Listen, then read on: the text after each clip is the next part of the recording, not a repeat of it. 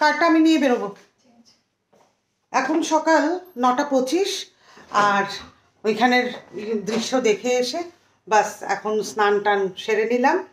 তারপরে আমরা এখন যাব ব্রেকফাস্টে, তারপরে যাব গরুমারা স্যাংচুয়ারিতে, ওখানে সাফারি সাফারি আছে এবং অনেকের বক্তব্য সেখানে মানে রেয়ারেস্ট অফ দ্য রেয়ার যদি দেখা মেলে স্যাংচুয়ারির ওই হাতি গন্ডার এগুলো যদি দেখা মেলে। কিন্তু যাই হোক, এসছি যখন যাব, কি হয়েছে, সেরকম আমাদের তৃষ্ণাতেও, আমাদের তৃষ্ণা অভয়ারণ্য যেটা বাইসনের জন্য মানে বিখ্যাত, মানে খুব কদাচিৎ যদি ওই সাফারিতে গিয়ে যদি বাইসন দেখা যায়।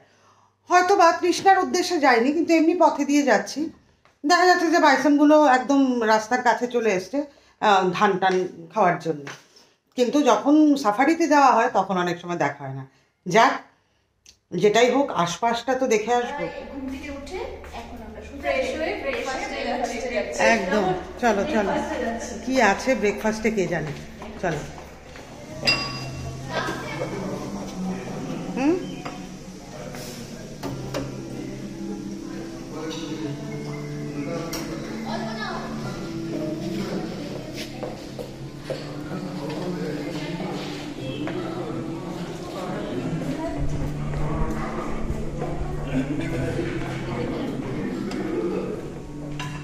আমরা তৈরি, আমার রুমমেটও তৈরি সেই হস্টেল লাইফের কথা মনে হয়। তো আমাদেরকে টাইম দিয়েছিল 11টায় যে আমরা সেই স্যাংচুয়ারিতে যাব, গরুমারা স্যাংচুয়ারি। তো এখন একদম 11:05, গাড়ি যখন আসবে বাস আমরা বেরিয়ে পড়বো আবার গরুমারা স্যাংচুয়ারি। অ্যাকচুয়ালি এটাই নাম নাকি অন্য কোনো মানে আলাদা করে কোনো কিছু নাম, সেটা ওখানে গিয়েই বোঝা যাবে আর কি। আমরা সব রেডি হয়ে বেরিয়ে গেলাম।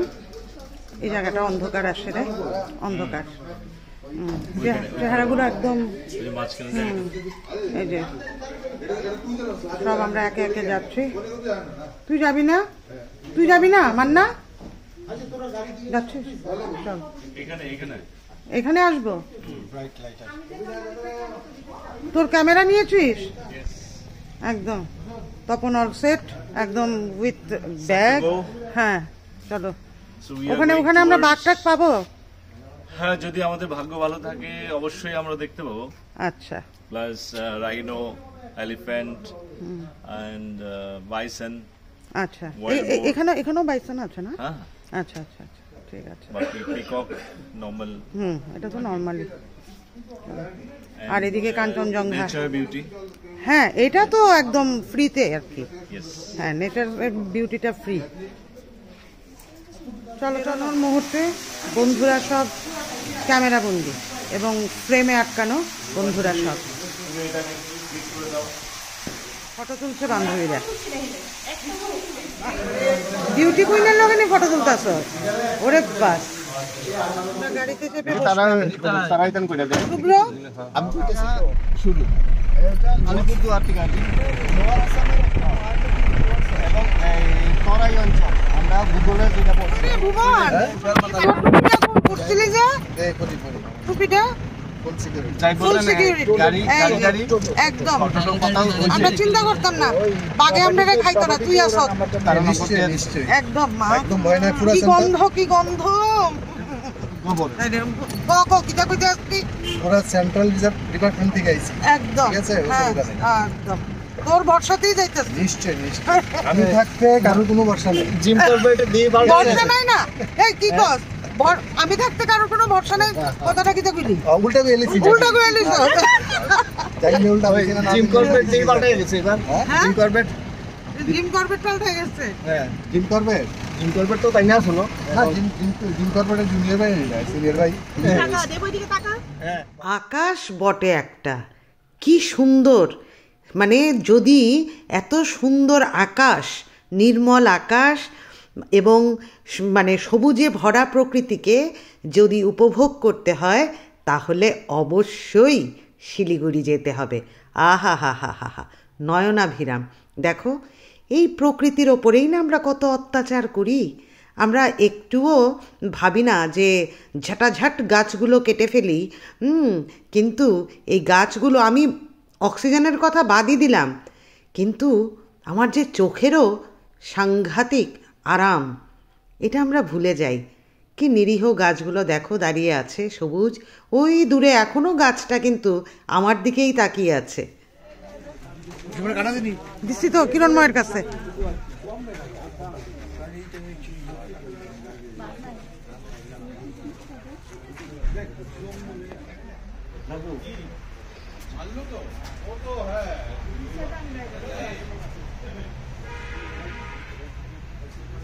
দেখতেই পাচ্ছ আমরা এসে গেছি, এখন সময় 1:10 আর ঠিক একটায় আমাদের স্লট।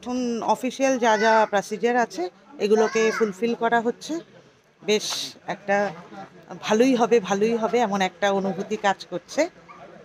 আর এদিকে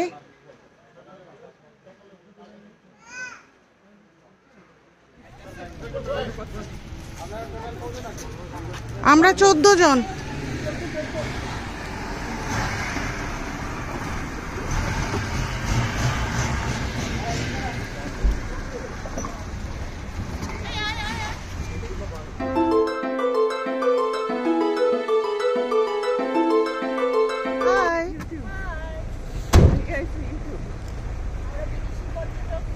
জোরে ক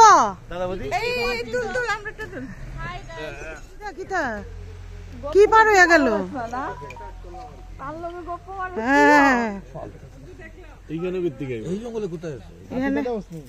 কি লেপার্ড লেপার্ড বলে যায়।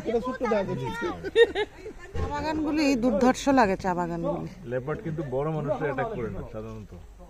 কারে বাচ্চারা রে করে লেপার্ড? ও ভয় পায় নিজে।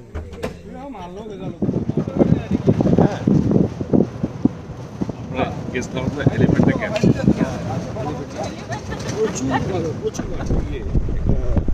কোকের বোতল আছে।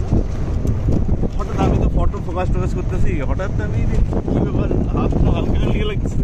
তারপর দেখি বোতল নাই হাতের থেকে, ও গাড়ির গাছের উপরে বেরিয়েছে।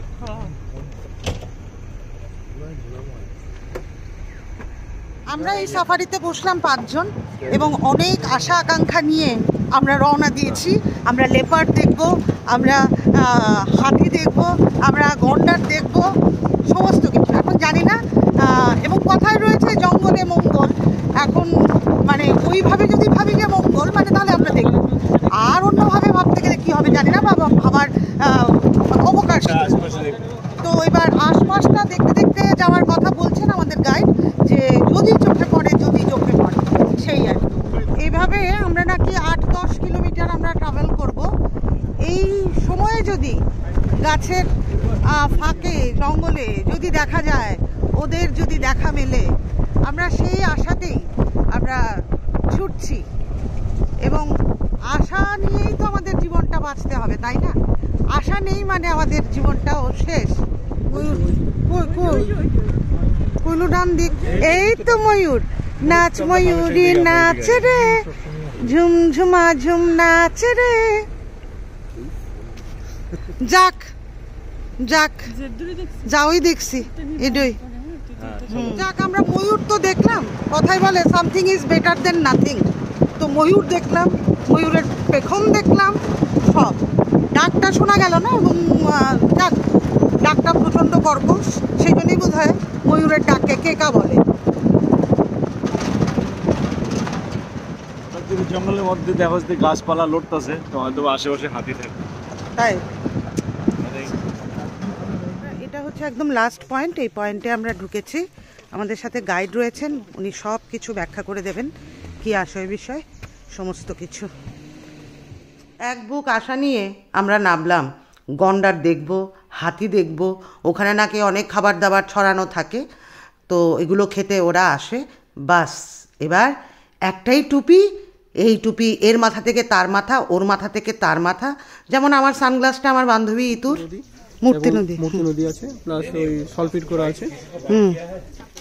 ওই যেখানে যে সলপিটের ওর মধ্যে লবণ আর গুড় মিক্সড করে দেওয়া হয়, ওখানেই গন্ডার, বাইসন, হাতি, হরিণ এরা আসে এবং খাওয়া। আচ্ছা আচ্ছা আচ্ছা। এবং ওই যে নদীতে দেখছেন এখন অনেক সময় জল খাওয়ার জন্য জল খেতে আসে রাইনো না? হ্যাঁ, আর সামনে যে দেখছেন ওই ফাঁকা জায়গাটা, হ্যাঁ। এগুলো যে পুরোটাই আর্টিফিশিয়ালি গ্রাসল্যান্ড চাষ করে লাগানো আছে। আচ্ছা, আর্টিফিশিয়াল করা। একটু জোরে বলুন। এটা পুরোটাই যে আর্টিফিশিয়ালি গ্রাসল্যান্ড তৈরি করা আছে, বন দপ্তর থেকে তৈরি করেছে, যেটা বন্য অ্যানিমেল এখানে এলে ঘাস পাবে। আচ্ছা, এই ঘাসগুলো বছরে সারা বছর এমনি এরকমই থাকে, হ্যাঁ। আর বর্ষাকালে তো আবার নতুন করে আবার ঘাস পাবে। আচ্ছা আচ্ছা আচ্ছা, বুঝেছি। মেনলি এখানে থেকে গন্ডার এবং বাইসন, হরিণ, হাতি দেখা যায়। বুঝেছি।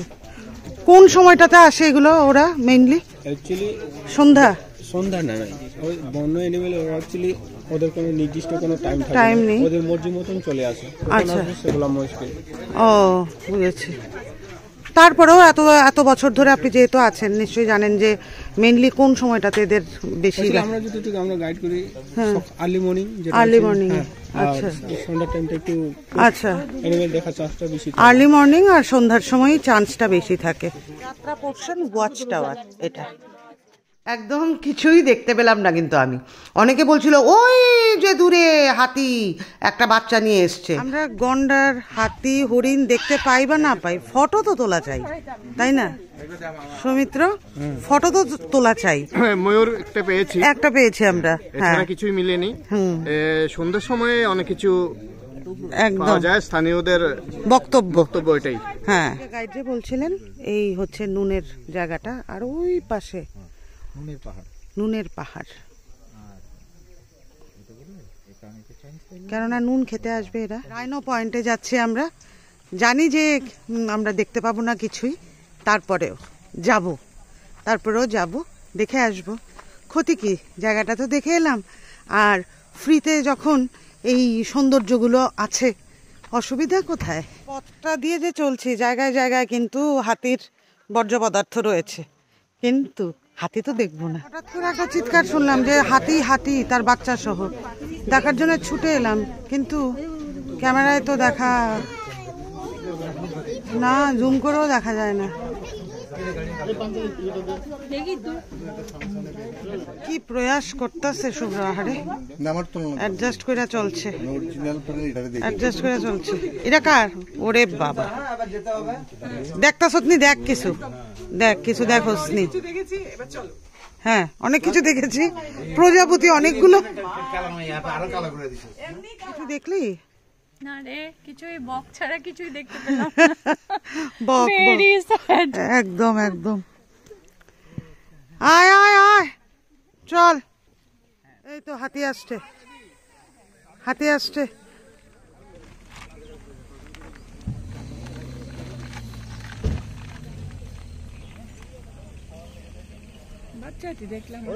বাহ, যাক, এ আমাদের মান বাঁচিয়েছে। আগেরটা ছোট ছিল সূর্যতপার ভাষায়, এখন এটা আর একটু বড়। না রে বাবা, আগেরটা না, দুপুর থেকে এটা এতক্ষণ ধরে এখানে দাঁড়ায় থাকবো নি আমরা লেগে। আরে এটা এখানেই আছে দুপুর থেকে।